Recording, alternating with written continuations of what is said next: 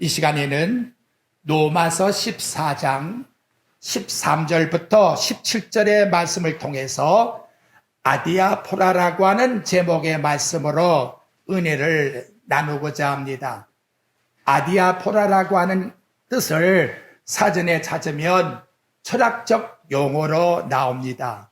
선도, 악도 아닌 곳, 이렇게 말하고 있습니다.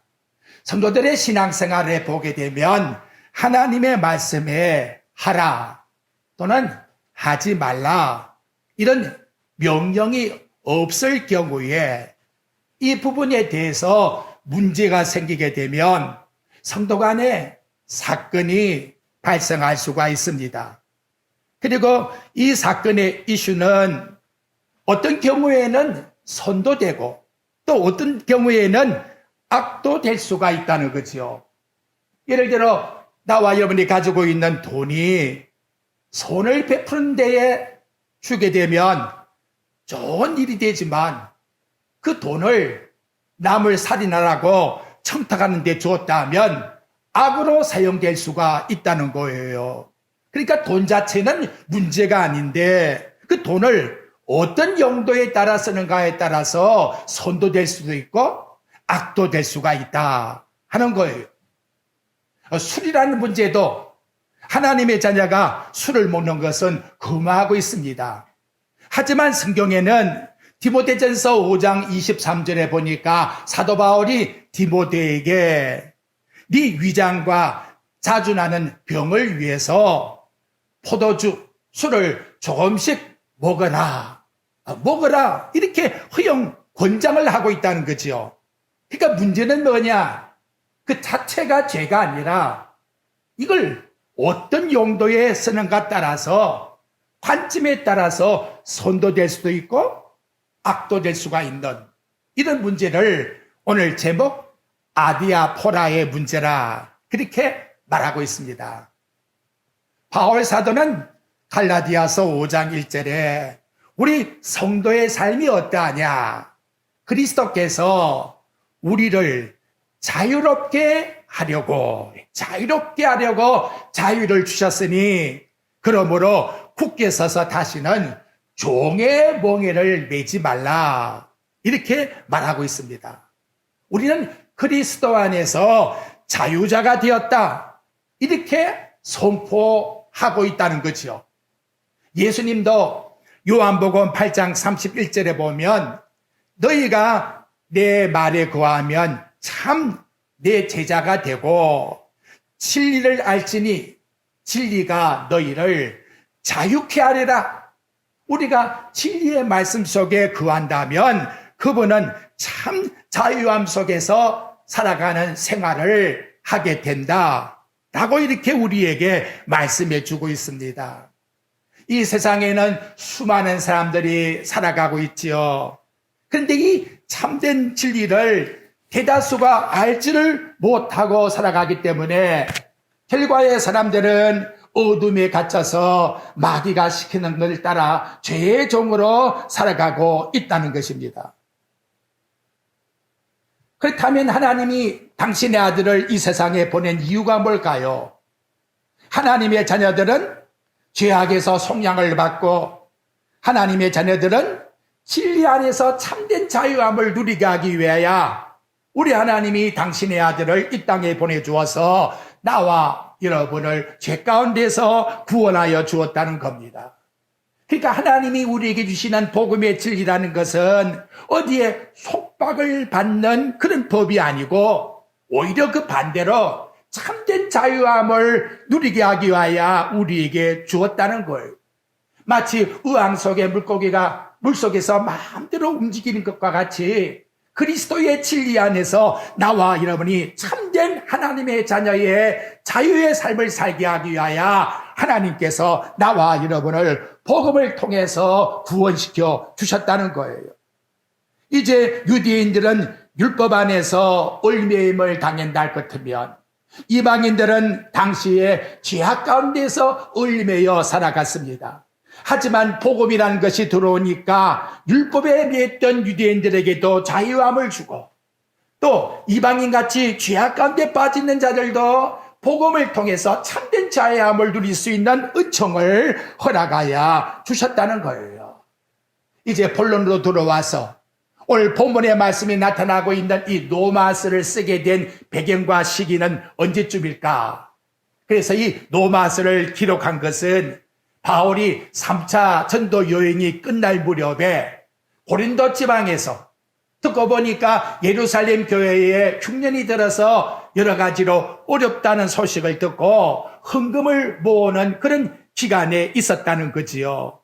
그런데 노마에서 들려오는 소식을 들어보니까 노마란 도시는 그 당시에 약 100만 정도의 인구가 살고 있었고 대부분이 다 노예들로 많이 형성되어 있는데 그 가운데서도 교회에 나와 있는 사람들을 살펴보니 한쪽은 유대인이었고 또 한쪽은 이방인들이 함께 나와서 예수를 믿게 되었다는 걸.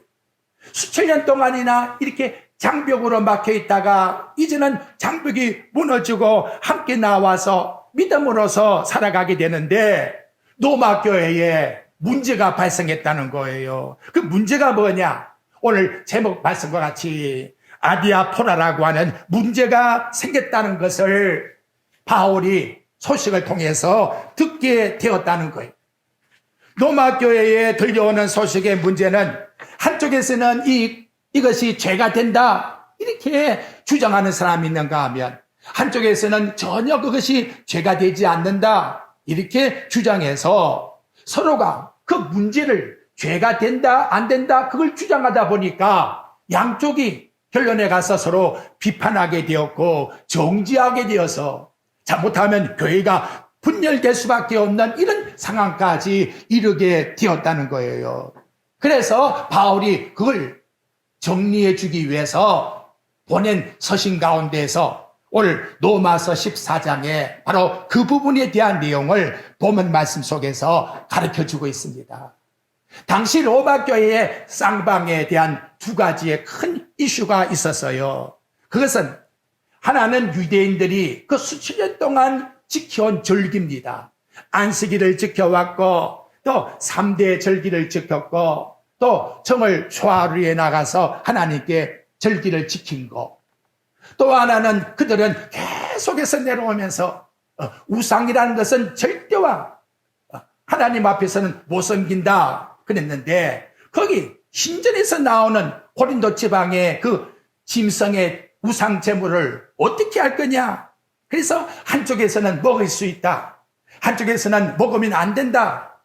이 문제 때문에 심각한 갈등이 일어나게 되었다는 것을 나타내주고 있는 겁니다. 거기에 대한 부분을 이제 오늘 로마서 14장 말씀에서 바울은 정확하게 성도들에게 진리의 말씀으로 일러주고 있습니다. 먼저 우리가 꼭 앞서 숙지할 내용이 하나 있습니다. 그것은 뭐냐? 로마서는 총 16장으로 되어 있어요. 그리고 1장부터 11장까지는 우리 인간이 하나님 앞에서 어떻게 구원을 받았는가, 구원을 선물로 받게 되었다라고 하는 내용을 하나님께서 쭉 설명을 해 주어서 하나님 앞에 구원받은 백성이 되었다는 거예요. 그래서 12장 1절에 보면 그러므로 구원받은 백성들은 이제 어떻게 살아가야 될까? 그걸 16장까지 쭉 설명을 해주고 있다는 거지요. 그렇다면 오늘 나타나고 있는 내용의 14장은 이 14장의 내용에 하나님이 우리를 어떻게 구원시켰는가 그 문제를 말하는 내용이 아니라는 거예요. 구원을 받았기 때문에 구원받은 사람은 어떻게 살 것인가 14장을 정말 철두철미하게 잘 지켜야 구원받는 게 아니라는 거예요. 이미 구원을 받았기 때문에 구원받은 자들은 어떻게 쌍방이 살아갈 것인가 그에 대한 문제를 오늘 우리들에게 해답으로 가르쳐주고 있다는 거지요. 그러니까 지금 말하고 있는 절기의 문제나 우상제물 그걸 철두철미하게 내가 지켜야 구원받는 게 아니라는 거예요. 그 문제는 이미 다 끝났다는 거예요. 예수 그리스도를 통해서 나와 여러분이 믿음으로 구원받았다는 것을 1장부터 11장까지 철저하게 설명을 해 주었다는 거예요. 구원을 받았기 때문에 쉽게 말하면 우상제물을 먹어도 안 먹어도 그게 죄의 문제가, 천국 지옥의 문제가 아니라는 거예요. 그러면 왜 안 먹느냐? 그걸 차근차근 우리들에게 설명을 해줘요. 이게 아디아포라의 문제라는 것이지요. 그러니까 오늘 분명하게 나와 여러분들이 기억할 것은 오늘 주신 이 말씀의 내용은 구원에 관계되는 문제가 아니라 구원받은 자들이 어떻게 서로 사랑으로 용납을 할 것인가 하는 그 삶에 대한 문제를 오늘 우리들에게 숙지시켜주고 있다는 것을 기억해야 합니다. 오늘날도 나와 여러분 마찬가지예요. 내가 알고 있는 나의 지식만 가지고서 남을 정지하고 비판하고 판단을 해버리면 결과에 가게 되면 그 사건이 문제가 아니에요. 그 사건 때문에 형제간에 사랑이 싹 식어져 버려요. 그리고는 서로가 그 발생된 형제들에게 어떻게 하느냐? 그 다음에는 비판이 나오고 업신여김이 나오고 정죄가 나와서 니까지 그렇게 해가지고 어떻게 천국 가겠느냐고 이렇게 막말로 정죄를 한 심각한 문제가 발생하게 된다는 거지요. 그래서 이제 오늘 본론 속에서 나타난 내용들을 하나씩 숙지를 해보려고 합니다. 첫째로 로마 교회에 나타난 이 아디아포라의 큰 사건의 유형 중에 하나 대표적인 것은 유대인의 절기에 대한 문제예요. 참 수천 년 동안 여러분 이들이 유대인의 혈통을 가지고서 절기를 지켜왔어요. 오랫동안 내려오는 관습이나 습관이라는 것은 하루아침에 그걸 버린다는 것이 정말로 어려운 것이지요. 특히 유대인의 율법 속에서 너는 하나님 앞에서 철저하게 절기를 지키라. 유월절, 맥추절, 그리고 수장절을 지켜라. 그리고 매월 초1일에는 하나님 앞에 나와 월삭을 지키라. 이렇게 해서 몸에 빼었는데 갑자기 예수 믿으면서 그게 필요 없다고 하니까 이거 어불성설이라는 거죠. 어떻게 그럴 수가 있겠느냐. 과거에 우리가 지금까지 지켜왔던 전통을 지켜야 된다. 이렇게 나오고 있는 거예요. 이방인들은 전혀 그걸 몰라요. 그리고 들어와서 예수 믿고 믿음으로 구원을 받았는데 유대인들이 주장하는 그 절기하고 우리와 무슨 상관이 있나 이 말이에요. 이렇게 해서 쌍방간에 문제가 발생을 했다는 거예요. 근데 바울은 이제 어떻게 정립을 하느냐? 우리 앞절을 못 봤는데 14장 5절 한번 봐요. 14장 5절 말씀의 내용에 보면 어떤 사람은 이 날을 저날보다 낮게 여기고 좋게 여기고 어떤 사람은 모든 날을 같게 여기니, 그러니까 어떤 사람은 하면 앞에 부분은 유대인들을 말하겠지요. 우리 안식일이 우리 3대 절기가 이것이 최고야. 이렇게 더 다른 날보다도 평가를 높이는가 하면 또 이방인들은 아니야. 다 같아. 우리는 주일 지킬 거야. 이렇게 해서 말하는데 각각 자기 마음으로 확증할 거라. 자기 마음으로 확증하라고 복음적인 대답을 오늘 본문 말씀 속에서 해주고 있다는 거지요. 이 날을 전날보다 낮게 여기는 유대인들 성도들이나 모든 날이 같다고 여기는 이방인들이나 다 자기 마음에 확증한 대로 하나님 앞에 나와서 자유함을 가지고서 날을 지키라는 거예요. 그 날을 지켰기 때문에 구원받는 게 아니라는 거예요. 어떤 날을 지키든 하나님 앞에 나와서 참으로 우리의 마음을 하나님께 드린다 같으면 그걸 하나님이 받으신다라고 이와 같이 말씀하고 있다는 거지요. 당시 주일을 지키든 안식일을 지키든 지키는 그 날을 내가 천국 가는데 공로로 생각하고 지키는 것이 아니라는 거지요. 구원을 받았기 때문에 하나님 앞에 나와서 우리는 그 하나님 앞에 경배드리기 위한 날로 하나님 앞에 지킬 뿐이라는 거예요. 그래서 절기라고 하는 이 날을 가지고 우상화시키지 말라. 이것이 바로 하나님이 일러주는 말씀이라는 거예요. 갈라디아서 4장 10절에 보게 되면 너희가 날과 달과 절기와 해를 삼가 지키니 내가 너희를 위하여 수고한 것이 헛될까 두려워함이라. 갈라디아 교회에 이단들이 들어왔는데 그 이단들이 뭐냐냐? 이 날은 반드시 지켜야 돼. 이 안식일을 안 지키면 절대로 구원받을 수가 없어. 이 절기를 안 지키면 절대로 구원받을 수가 없어. 하고 초대교회 갈라디아 교회에 들어와서 시험을 했다는 거지요. 그래서 바울은 말하기를 오늘 여기 금방 읽은 말씀과 같이 너희들이 어떻게 구원받은 거냐 이 말. 예수를 믿어 구원받은 것이지 안식일을 지켜서 구원받은 것이 아니라는 거예요. 너희의 구원받은 것이 헛되게 될까 나는 심각하게 두려워한다. 이렇게 성경은 우리들에게 말씀을 통해서 나타내주고 있다는 거지요. 오늘날도 여러분 예수를 믿으면서도 아직도 그 미신적인 생각이 쫙 깔려 있어가지고 이사를 해도 날짜를 잡으려고 그래요. 참 무섭잖아요. 그러니까 날짜 잡는 그날에 이사를 가면 이사비를 더 줘야 된대요. 참 무섭잖아요. 그리고는 은근하게 그날이 가고 싶다는 거지요. 이게 무슨 미혹입니까 여러분. 참 이거 얼마나 무서운 것이 들어옵니까. 장례식을 하게 되면 입관도 딱 시간이 돼야 돼. 그 시간 안 지키면 안 된대. 이거 정말로 이상하잖아요. 이 날과 달과 절기를 가지고서 그걸 우상화시키려고 하는 이런 심리의 마음이 예수를 믿는 생활 속에서도 얼마든지 들어올 수가 있다는 거지요. 제가 어제 카카오톡에 보니까 이상한 글이 하나 떴더라고요. 그게 뭐냐? 코로나 바이러스 백신을 맞게 되면 마귀에게 이를 맞는 것이니 지옥갈 확인하는 정표이다. 참 무섭잖아요. 별의별 것이 다 나오는 거예요. 여러분 절대로 진리의 말씀 앞에서 바르게 생각을 해야 돼요. 우리가 어떻게 구원받았는가? 세상에 뭘 했다 안 했다 이것 때문에 되는 게 절대로 안 되는 거예요. 그러니까 우리 구원론이 흔들리면 안 되는 거예요. 예수의 피, 예수의 공로 때문에 구원받은 것이지 이날 저날 때문에 아니면 이걸 했기 때문에 안 했기 때문에 그것 때문에 구원받은 게 아니라는 거예요. 그는 공로 구원이에요. 그건 율법 구원이에요. 그렇게 구원받은 사람은 이 세상에 아무도 없어요. 아브라함 보십시오. 모세 보십시오. 사람을 죽이지 않았습니까? 아브라함 보십시오. 첩을 넣지 않았습니까? 율법을 가지고 다윗을 보십시오. 그 훌륭한 장군을 죽여버리고 그 부인을 자기 아내로 데리고오니. 그러니까 여러분 정말 우리에게 중요한 것은 뭐냐? 그래서 14장 7절에 말해요. 바울이 정말 중요한 것은 이거다. 이게 뭔가 봐요. 우리 중에 누구든지 자기를 위하여 사는 자가 없고 자기를 위하여 죽는 자도 없도다. 그러면서 하신 말씀이 뭐냐?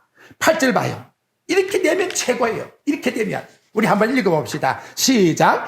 우리가 살아도 주를 위하여 살고 죽어도 주를 위하여 죽나니 그러므로 사나 죽으나 우리가 주의 것이로다. 주님 안에서 사는 믿음의 삶만 가진다면 이 세상에 문제될 것이 아무것도 없다 하는 걸 오늘 우리들에게 나타내 줍니다. 두 번째, 여러분, 이방 신전에 대한 우상 제물에 대한 문제가 또 발생을 했어요. 로마에는 대부분이 신전에 들어가서 나오기 때문에 그 짐승들은 우상의 제물 속에 들어갔다가 나왔다 해도 과언이 아니라는 거예요. 그래서 사람들이 예수를 믿고 끄림직해서 그나 안 먹을 거야.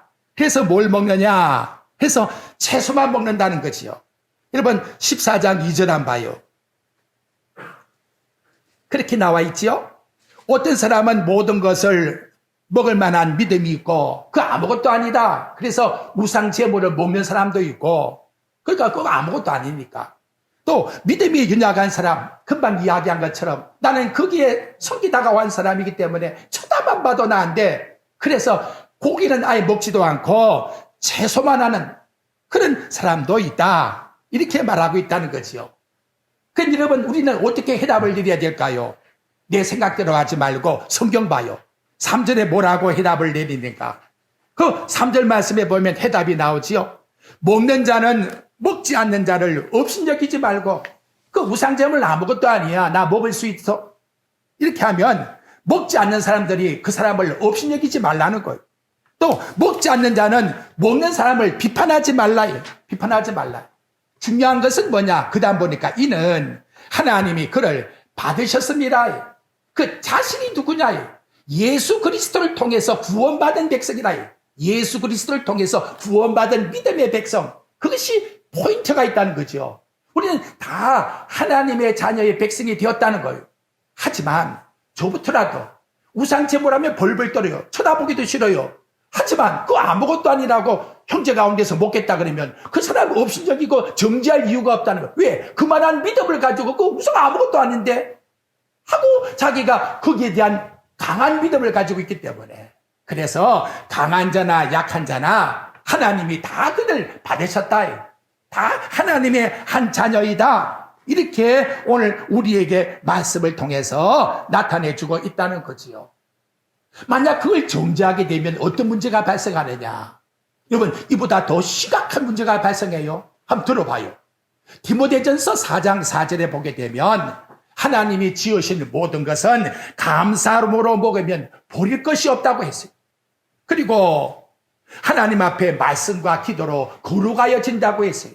예수 믿는 사람이 예수 이름으로 기도하고 뭐든지 음식을 먹으면 버릴 게 없다는 거예요. 그 자체가 만약에 악하다고 한다면 하나님은 악한 물질을 만든 악신이 되는 거예요.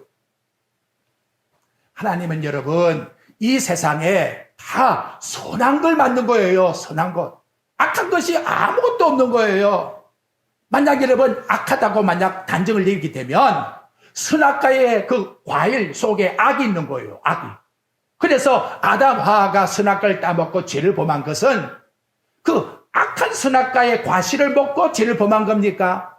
성경은 그렇게 말하지 않는다는 거지요. 선악과를 따먹지 말라고 했는데 말라고 한 그 말씀에 대한 불순종 때문에 선악과를 따먹음으로 죄가 된 것이지, 선악과 안에 악이 있기 때문에 악을 먹어서 죄를 범한 것이 전혀 아니라는 거지요. 이걸 우리 자신들이 스스로 네 자신이 진리의 말씀 앞에서 내가 깨달아야 된다는 거예요. 그것을 여러분 이제 고린도전서 8장 9절부터 말하는데 한번 보십시오. 아마도 또 생소하기 때문에 여러분이 확인하는 것이 더 중요한 것 같아요.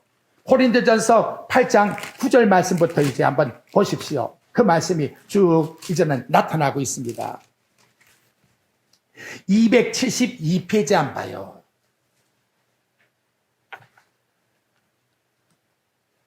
고린도전서 8장 9절. 자, 읽어가면서 설명할게요. 음식은 그 음식 자체는 아무 죄가 아니에요. 우리를 하나님 앞에 내세우지 못하나니 우리가 먹지 않는다고 해서 더 못 사는 것도 아니고 먹는다고 해서 더 잘 사는 것도 아니에요. 그 자체를 가지고 좀 논하지 않아요. 그런즉 너의 자유가 믿음이 약한 자들에게 걸려 넘어지게 하는 것이 되지 않도록 조심해라. 그럼 뭐 때문에 죄가 되냐 이 말이에요. 어떻게 하기 때문에 우상제물 먹는 것이 죄라고 말을 하느냐 이 말이에요. 10절에 하잖아요. 지식이 있는 네가 나는 먹을 수 있어. 이 사람이 우상의 집에 앉아 먹는 것을 누구든지 보게 되면 그 믿음이 약하야 먹지 못한다고 했던 사람들이 양심이 담력을 받아서 저 집사도 먹네. 나도 먹을 수 있어. 이렇게 해서 우상제물을 먹지 않겠느냐 이 말이에요. 그렇게 되면 11절 봐요. 너희의 지식 때문에 그 믿음이 약한 자들이 멸망하나니. 왜? 그는 그리스도께서 위하여 죽으신 형제라. 똑같은 하나님의 형제라는 거예요. 그 형제의 양심을 약화시키면 안 된다는 거예요. 그렇게 만드는 행동을 내가 남에게 보여주면 안 된다는 거예요. 그래서 12절에 이같이 너희가 형제에게 죄를 지어 그 약한 양심을 상하게 하는 것 그 자체가 죄가 아니라 네 행동 때문에 그 약한 형제가 담력을 얻어서 그 약한 형제가 또 먹겠다고 덤비든다 할 것 같으면 그것이 그리스도 앞에 죄를 범하게 만드는 동기를 발상시키기 때문에 너는 그런 행동을 보여주면 안 된다는 거예요. 안 된다는 거예요.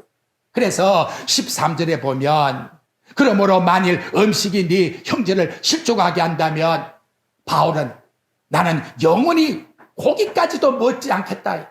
내 형제를 절대로 실족시키는 그런 행동을 나는 남에게 보이지 않겠다. 이렇게 말하는 거예요. 술이라는 것이 아무 죄도 아닌데 목사가 앉아서 술 한잔 먹는 걸 교인들이 들어봐요. 뭐라 그럴까요? 저거 다 타락한 목사구만. 그럴 거 아니에요. 목사도 술을 먹으니까 나도 먹을 수 있냐고 당장 먹을 거 아니에요. 바울은 디모데에게 먹으라고 하잖아요. 근데 그것은 그 비가 약하기 때문에 병 때문에 먹으라는 거예요. 이걸 여러분 분간해서 내 자신이 남에게 절대로 덕에 피해를 주면 안 되는 거예요. 그러한 자유함을 내가 가지고 있고 또 남을 위해서 그러한 삶을 내 자신이 종으로 섬길 수 있는 삶을 나와 여러분들이 꼭 가져야 된다라고 말씀하고 있어요. 그러면 이제 다시 돌아가서 로마서 14장 4절로 한번 가봐요. 무엇이 더 문제가 되느냐 하는 거죠. 이제는 이 물질 자체가 문제가 되는 게 아니고 그것 때문에 발생하는 그 파장이 더 큰 문제가 돼요. 그래서 로마서 14장 4절에 보면 뭐라고 말씀합니까? 남의 하인을 비판하는 너는 누구냐? 먹는다 안 먹는다 가지고 남을 비판하게 되면 도대체 너는 누구를 비판하고 있나? 그가 서 있는 것이나 넘어지는 것이 자기 주 안에 주인에게 있음에 그가 세움을 받으리니 이는 그를 세우시는 권능이 주께 있습니다. 주님께서 세워준 종을 갖다가 네 마음대로 비판을 하면 되겠느냐? 그래서 그걸 가지고 절대로 형제에게 사랑의 누가 되는 비판은 바로 이러한 삶을 하지 말라고 말씀하는 겁니다. 골로새서 2장 16절에 보면 먹고 마시는 것이나 절기나 월삭이나 안식일을 위하여 누구든지 너희를 평론하지 못하게 하라 라고 이렇게 오늘 우리들에게 말씀으로 나타내주고 있다는 것이지요. 자, 우리 이 문제와 함께 물질의 문제를 한번 생각해 보십시오. 성경은 여러분 물질이 없어 가난해야 신앙이 좋은 사람이다 그렇게 말하잖아요. 또 물질이 많아야 부자가 되어야 그 사람이 복받은 사람이다 그렇게도 말하지 않아요. 중요한 것은 그리스도 안에 살고 있으면 물질이 많든 적든 아무 상관이 없다라고 말씀하고 있다는 거죠. 신앙의 기준이라는 것은 그리스도 안에 있는가가 기준이지 물질이 많고 적음에 대한 기준이 아니라고 말씀하고 있다는 거죠. 예수님이 마태복음 6장에 보게 되면 마귀는 그 양쪽을 다 시험한대요. 물질이 없는 사람은 하나님의 자녀에게 너 어떻게 먹고 살래? 이렇게 해서 염려와 근심을 가지고 들어와서 시험을 하는가 하면 물질이 많은 사람은 너 물질도 섬기고 하나님도 섬기라. 그래서 물질을 신과 같이 여기게끔 충동질을 한다는 거지요. 양쪽 다 마귀는 술을 노리고 있으니 절대 그 시험에 빠지지 말라고 하나님의 아들이 물질 자체에 대한 것을 정죄하는 게 아니라 어느 쪽에 있든지 마귀의 시험에 들지 않도록 조심하라고 말씀해 주고 있다는 것입니다. 구약의 말씀도 마찬가지예요. 잠언 13장 4절 말씀에 보면 부지런하게 손을 움직이는 자가 풍족해진다고 해요. 풍족해지는 자체가 죄가 아니에요. 부지런하게 열심히 일하면 오히려 게으른 자는 잠언 6장 5절에 가보면 개미에게 가서 배우라고 말씀을 해요. 세상에 가난하게 사는 그 자체가 하나님 앞에서 뭔가가 내세울 믿음이 아니라는 거예요. 우리 신앙생활도 마찬가지예요. 게으르지 말라고 합니다. 로마서 구원받은 12장 11절 말씀에 보면 부지런하여 열심을 품고 주를 섬기라. 신앙생활도 게을러가지고는 안 되는 거예요. 부지런하여 열심을 품고 주를 섬기라고 우리에게 말씀해 주는 거예요. 창조주 하나님이 우리 인간을 지으시고 어떻게 합니까? 생육하고 번성하고 땅에 충만하고 땅을 정복해라.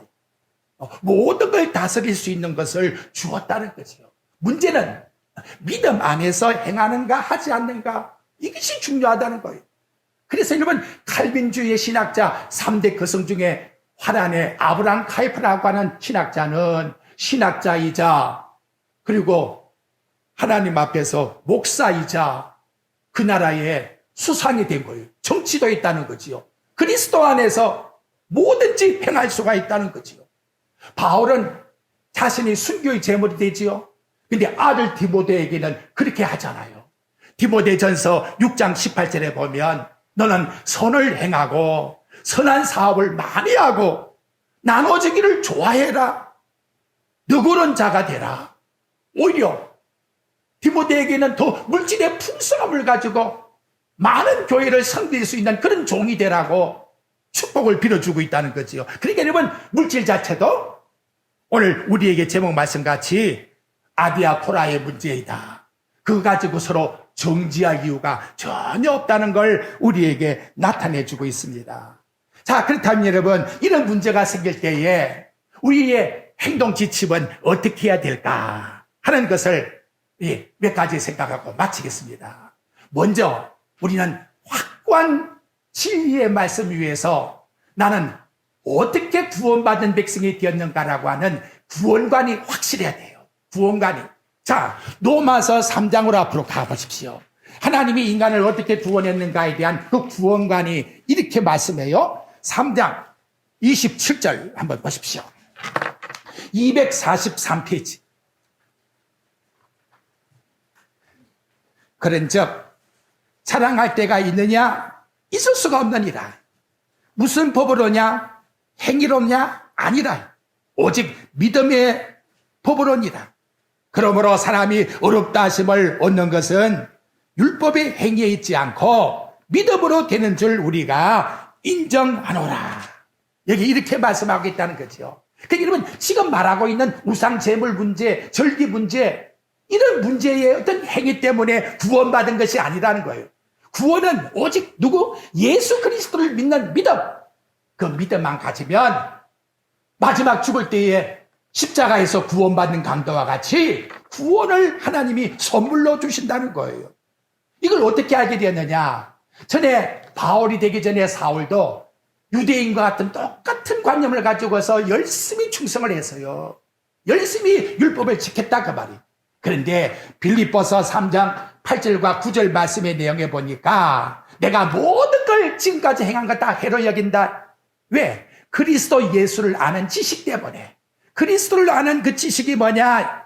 그것은 내가 가진 은은 율법에서 난 것이 아니요 오직 그리스도를 믿음으로 말미암은 것인데 곧 믿음으로 하나님께로부터 났느라. 하나님이 나에게 선물로 주신 그 의 때문에 하나님의 자녀가 되었고 사도가 되었다는 것을 내가 확실하기 때문에 지금까지 내가 행위적으로서 하나님 앞에 구원받겠다고 하고 살아왔던 그 노력에 내 자신이 가지고 있는 관념은 다 쓰레기와 같이 버린다. 이렇게 우리에게 말씀을 통해서 가르쳐주고 있다는 거지요. 우리 지난주 말씀과 같이 우리는 하늘의 부르심을 받은 사람이에요. 창세전에 선택을 받았기 때문에 하나님의 자녀가 된 거예요.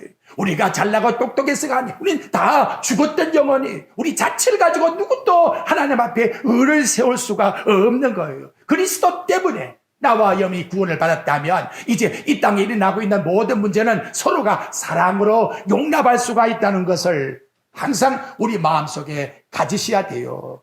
다음 두 번째로는 모든 문제가 발생하게 되면 문제 가지고 다투지 말고 상대방의 영혼을 사랑하라 그래요. 영혼을 사랑해라. 자, 고린도전서 9장으로 한번 가보십시오. 오늘 한 장 더 봐야 돼요. 한 번만 더 봅시다. 9장 19절 한번 보십시오. 바울은 어떻게 살았느냐? 이렇게 살았답니다. 273. 내가 모든 사람에게서 자유로우나 스스로 모든 사람에게 종이 된 것은 참 자유자인데도 불구하고 남에게 종처럼 생겼다는 거지요. 이유는 더 많은 사람을 얻고자 함이라 구원시키기 위해서. 그래서 20절 유대인들에게는 내가 유대인 같이 된 것은 유대인들을 얻고자 함이요 율법 아래에 있는 자들에게는 내가 율법 아래에 있지 아니하나 율법 아래에 있는 자 같이 된 것은 율법 아래에 있는 자들을 얻고자 함이요 율법 없는 자에게 이방인에게 내가 하나님께서 율법 없는 자로가 아니요 도리어 그리스도의 율법 아래에 있는 자이나 율법 없는 자와 같이 된 것은 율법 없는 자들을 얻고자 함이라. 그래서 22절 하반절에 보십시오. 내가 여러 사람에게 여러 모습이 된 것은 그 사람을 위해서 내가 희생하고 종과 같이 사는 것은 아무쪼록 몇 사람이라도 뭐한다? 구원하고자 하십니다. 구원을 이루게 하는 그 목적을 위해서 나는 내 자신을 희생하면서 살아간다. 사랑과 배려를 통해서 남들을 용납하면서 살아간다. 라고 오늘 우리들에게 말씀으로 나타납니다. 자, 우리 예수를 믿는 기독교는 도덕을 완전히 지켜야 구원받은 종교가 아닙니다. 우리 신앙이 점점 성장해진다면 이제 우리 신앙의 성장은 남을 위해서 사랑으로 배려해주는 모습으로 나와 여러분들이 바뀌어져야 돼요. 바울과 같이 정말 내가 구원을 받았으니 저분도 구원받게 하기 위해서 내가 저 사람의 종이라도 되어주겠다, 이러한 마음을 가지고서 살아가는 것, 이게 진정한 하나님 앞에서 율법의 완성이라는 거예요. 그래서 로마서 13장 9절에 보면 간음하지 말라, 살인하지 말라, 도둑질하지 말라, 탐내지 말라, 그 외에도 많은 계명이 있지만 네 이웃을 내 몸과 같이 사랑하면 모든 걸 다 지켰느니라. 그래서 사랑은 율법의 완성이라고 말씀해주고 있다는 것입니다. 이제 여러분, 우리 신앙의 본질이 아니면 예수 그리스도의 피, 이걸 부정하든지 이 문제를 거론하지 않는 이상에는 다 비본질이에요. 그걸 가지고서 본질인 양, 이걸 장차 해야 된다라고 주장하는 그러한 내용은 하지 말라는 거예요. 그럼 정말 본질적인 가치의 삶은 뭐냐? 오늘 로마서 14장의 17절 우리 마지막 읽었지요. 거기 보니까 하나님의 나라는 먹는 것과 마시는 것, 그것 때문에 문제가 아니요, 오직 성령 안에서 의와 평강과 희락을 줄 수가 있느냐, 이것이 바로 초점이라고 우리에게 말씀을 통해서 나타내주고 있습니다. 우리 성도들이 살아가는 삶의 가장 중요한 삶의 초점은 어떻게 하면 하나님과 바른 관계를 이어줄까, 예수를 믿기 위해서 구원을 시켜줄까, 그리고 성령 안에서 우리 마음에 세상에 알지 못하는 진정한 평강을 누리게 해줄까, 그래서 서로가 사랑으로 기쁨의 삶을 살아갈 수 있게끔 해줄까. 오늘 나와 여러분 의와 평강과 희락을 만들어내는 나와 여러분은 주인공으로 삼게 하기 위해서 우리를 예수 믿게 만드셨다고 말씀을 합니다. 이제 앞으로 우리 신앙생활 해나가면서 어떤 문제든지 그 문제를 가지고 결과에 가서 형제를 비판하게 되고 평가하게 되고 또 그 상처를 잊게 만드는 그런 행동의 결과가 된다면 절대로 동기를 발상시키지 마십시오. 그걸 문제화시켜서 서로 다투지 말라는 거예요. 그러면 결과에 가면 마귀만 좋아하는 거예요. 서로 상처가 나는 거예요. 나중에는 쳐다보기도 싫은 거예요. 이게 무슨 예수 믿는 하나님의 자녀입니까? 절대 비본적인 걸 가지고 본질인 것처럼 생각하지 말라는 거예요. 그 다음에 진짜 복 있는 사람은 누구냐? 결론을 가서 여러분 22절 한번 봐요. 로마서 14장 22절 우리 결론을 지읍시다. 22절과 23절에 말씀을 해요. 봐요. 네게 있는 믿음을 하나님 앞에 스스로 가지고 있으라. 좋아요. 먹든지 안 먹든지 네가 가진 있는 믿음 그대로 가지고 있어. 그리고 자기가 옳다 하는 바로 자기를 정지하지 않는 자는, 내가 내 양심으로 이거는 옳은 거야, 이렇게 내 자신이 정죄를 하지 아니하면 그 사람은 뭐가 있다? 복이 있다고 하잖아요. 그죠? 그는 하나님이 주신 양만큼의 내 신앙의 수준을 가지고 있기 때문에 절대 하나님이 탓하지 않습니다. 먹든지 안 먹든지 그 수준은 하나님이 주셨기 때문에, 문제는 내 양심이 거기에 대해서 정죄만 하지 않는다면 그 사람이 진짜 복 있는 사람이라는 거예요. 그 다음 결론 봐요. 23절. 의심하고 먹는 자는 정죄되었나니. 그러니까 뭐든지 의심을 하면 안 돼요. 내가 믿음이 있든지 없든지 절대로 의심하면 안 돼. 믿음을 따라 하지 아니하였기 때문이라. 그러니까 여러분, 뭘 안 했기 때문에 죄다, 했기 때문에 죄다, 이렇게 여러분 죄의 정죄를 내리는데, 그 하기 전에 내가 저걸 안 해야 되는데 하기 그 이전에 내 마음은 뭡니까? 믿음이라는 것이 허락지 않고 있는 거예요. 그런데도 내가 행동이 욕심 따라서 하는 거지요. 그러니까 앞서는 것이 뭐냐? 모든 문제가 믿음의 문제가 앞서는 거예요. 그래서 여기 나오잖아요. 믿음으로 하지 아니하면 뭐든지 죄가 되느니라. 십계명 안 지켰다, 그것만 죄가 아니라는 거예요. 여기 23절 말씀해 보니까 믿음으로 하지 아니하면, 그러니까 여러분 모든 문제를 내 자신이 믿음으로 해서 내 양심이 끓임의 정죄를 받지 않는다 하면 그것은 절대로 죄가 아니라는 거예요. 하나님이 용납하시고 그 사람이 복이 있다는 거예요. 하지만 내가 하는 그 행동을 남에게 보여주어서 약한 사람도 나 따라해 해서 약한 사람들이 만약 마음이 무너져서 내 같은 행동을 마음에 여기 나타나고 있는 말씀같이 정죄를 받으면서 그 행동을 취한다 같으면 그거는 내가 남에게 죄를 짓게끔 만드는 동기를 발상시키기 때문에 네가 뭐냐. 그리스도께서 십자가에 죽어서 구원시킨 그 사람을 갖다가 네가 왜 양심을 정죄시켜가지고 죄를 짓게 만드느냐. 그래서 하지 못하게끔 우리에게 말씀하는 거예요. 내가 한다고 해서 그 자체가 죄가 아니라 그걸 내 자신이 할 수 있다라고 주장하고 남들도 보여주면 안 된다는 거예요. 왜냐하면 그것 때문에 남이 따라하게 되면 그보다 못한 믿음을 가진 사람은 거기에 마음의 정죄를 받아가지고 하나님 앞에서 양심의 부끄러움을 당하니까 그것이 바로 죄가 된다라고 말씀하고 있다는 거지요. 오늘 우리에게 주신 말씀이 여러분 우리 생활 속에서 굉장히 중요한 말씀입니다. 앞으로 살아갈 때에 아디아포라라고 하는 이 말씀 오늘 우리 마음속에서 꼭 간직하시면서 하나님이 이 세상 모든 것 다 선하게 만드셨는데 우리의 믿음에 따라서 거기에 분량에 따라 내가 생각하는 것이 다르기 때문에 그 문제를 가지고 서로 옳다 그르다라고 서로 평가하고 싸우지 말고 우리는 서로가 서로를 사랑으로 용납하고 내가 가지고 있는 믿음의 분량 속에서 내가 생각하는 대로 옮겨서 내 마음의 양심의 가치를 받지 않는다 하면 그 사람은 하나님 앞에 복 있는 사람이요. 뭘 행하든지 믿음을 따라서 행하는 그 자가 진실로 하나님 앞에서의 신앙생활이라는 것을 오늘 우리에게 일러줍니다. 이 생활을 따라서 나와 여러분의 모든 생활이 그리스도 안에서 믿음으로 살아가는 나와 여러분의 삶이 꼭 되시기를 주의 말씀으로 축복드립니다.